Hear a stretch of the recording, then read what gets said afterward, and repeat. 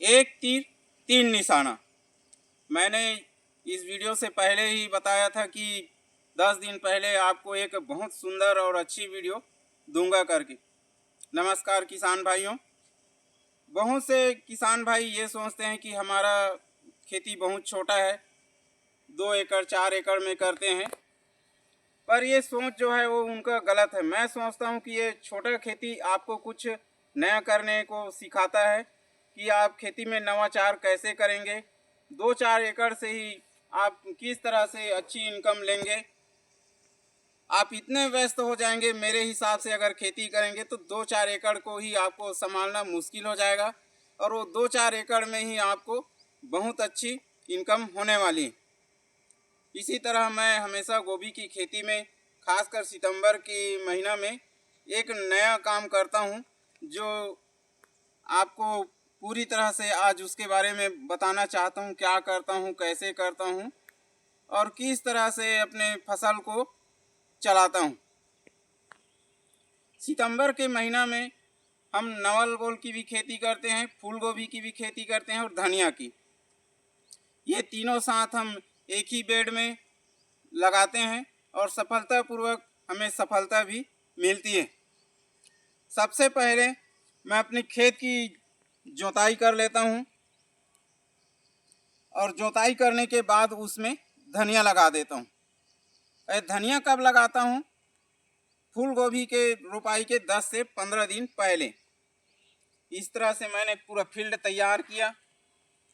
उसके बाद आप देखेंगे कि ये मैंने धनिया लगा दिया, और ये धनिया मैंने 12 से 13 दिन पहले लगा दिया, और आज ये उग कर के जो निकला है वो 5-6 दिन हो गया है। उसके बाद हमने गोभी की रोपाई कर दी, पर गोभी की रोपाई करने से पहले हमने धनिया लगाने के बाद अच्छी तरह से सिंचाई कर दिया।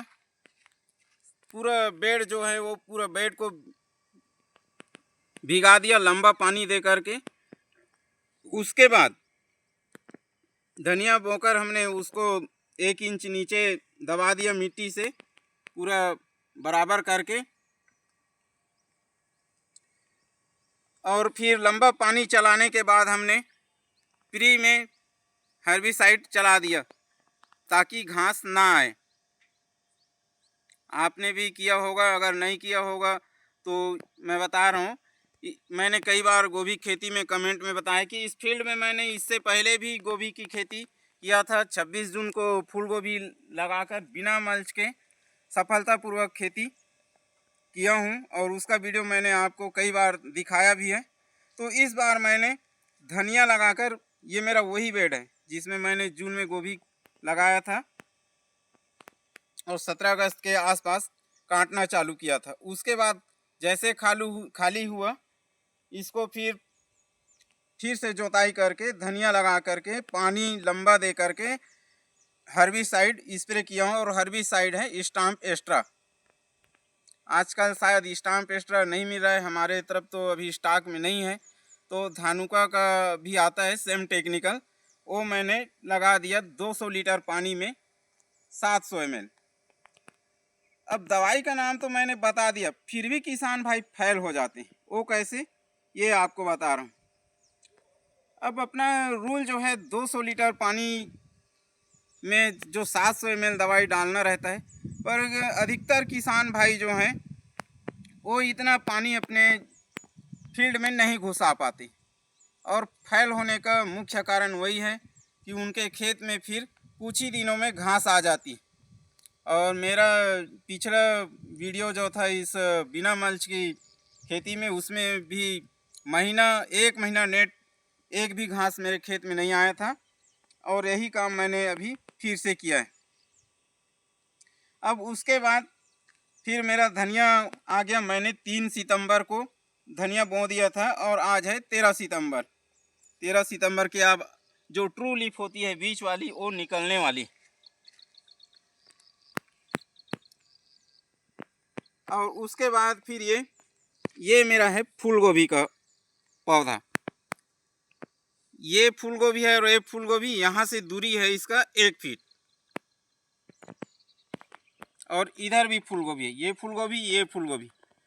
और पता नहीं किस क्षेत्र में, हमारे छत्तीसगढ़ में इसको नवल गोल भी बोलते हैं और गांठ गोभी भी बोलते हैं। ये है गांठ गोभी या नवल गोल, या आपके क्षेत्र में क्या बोलते हैं, मैं फ़ोटो से ही इसको शेयर करूंगा।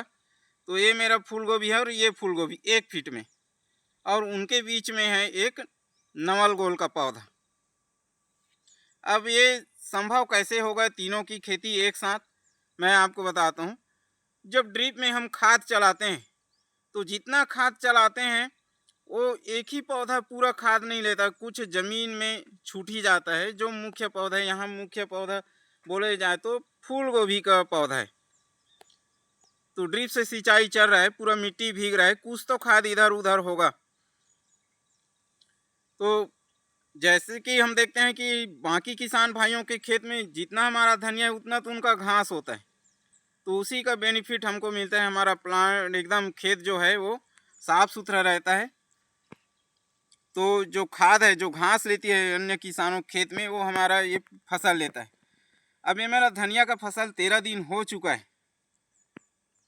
13 बोलिए या फिर लगने, जिसने मैं तैयारी किया था 1 तारीख से चालू किया था, लगभग 3 तारीख तक लास्ट बुआई किया, और आज 13 सितंबर है। और धनिया 1 महीना में पूरा रेडी हो जाएगा, निकालने लायक। उसके बाद ये 1 महीना का फसल हो गया और इसका 10 से 13 दिन जो है वो कट चुका है। और ये जो नवल गोल या गांठ गोभी है, उसका जो समय है वो है 1 महीने का। धनिया मेरा निकल जाएगा, उसके बाद समय मिलेगा इस नवल गोल को, ये मेरा निकल जाएगा टीपी से 1 महीने बाद। और जो ये गोभी है, इसकी वैरायटी है स्नो पर्ल, लगभग ये 55 से 60 दिन में हो जाएगी। नवल गोल को निकलने के बाद इसको 1 महीने का टाइम लगेगा। ये 1 महीना में निकल जाएगी। फिर ज़मीन मेरा पूरा खाली है। जो मेरा मुख्य फसल है वो ये फूल गोभी है। तो इस तरह से सिलसिलेवार लाइन से मुख्य फसल को बिना कुछ क्षति पहुंचाए ये मेरा तीनों फसल सफलतापूर्वक तैयार होगी। अभी मेरा खेत उतना अच्छा नहीं दिख रहा है, फिर भी मेरा जो वीडियो तत्काल में जल्दी बनाने का कारण यह है कि अभी जो पीरियड चल रहा है वो बहुत गोल्डन पीरियड है इस तरह से खेती के लिए, इसलिए मैंने आपको जल्दी शेयर किया। वरना मेरा फसल जब बढ़ जाता, अच्छा कैनोपी बना लेता, तब मैं शेयर करता, तब तक ये वाली सीज़न निकल चुकी होती है और आपको 1 साल वेट करना पड़ता। तो इस तरह से आप भी 2-4 एकड़ में खेती करते हैं, बड़ा खेती भी करते हैं, अगर लेबर है तो आप कर सकते हैं। और लेबर की जहाँ समस्या है तो फिर इस तरह खेती बड़े पैमाने पे जो खेती करते हैं बड़े किसान हैं उनके लिए समस्या है। पर इस तरह से हमारे 2-4-10 एकड़ वालों के लिए ये बहुत ही शानदार खेती है। मैं आगे इसका वीडियो एक बार फिर शेयर करूँगा, तभी आपको यकीन होगा कि वाकई में सफलतापूर्वक इस तरह से खेती किया जा सकता है। मेरा पहला नया साल नहीं है, मैं 10 साल से इस तरह से खेती करते आ रहा हूँ।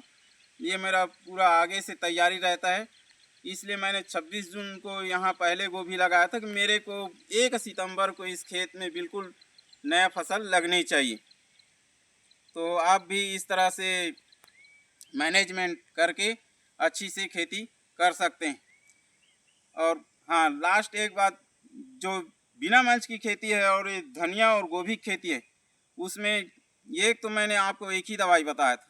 जैसे मेरे धनिया निकल जाएगी और उसके बाद अगर घास आती है तो उसके लिए मैं क्या करता हूँ वो नेक्स्ट वीडियो में आपको ज़रूर शेयर करूँगा। वो जो दवाई है धनिया के लिए ठीक नहीं है, जब मेरा धनिया निकल जाएगा तब मैं उसका उपयोग करूँगा और आपको दिखाऊँगा कि बिना मल्च के भी किस तरह से सफलतापूर्वक खेती किया जा सकता है।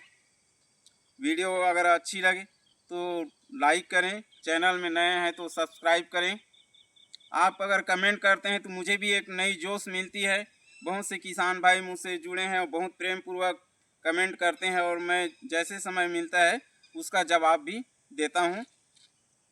अगर आप भी इसी तरह से कुछ नया करते हैं तो कमेंट में बताया करें। मैं वीडियो इसलिए साझा करता हूं कि मुझे भी कुछ सीखने को मिले।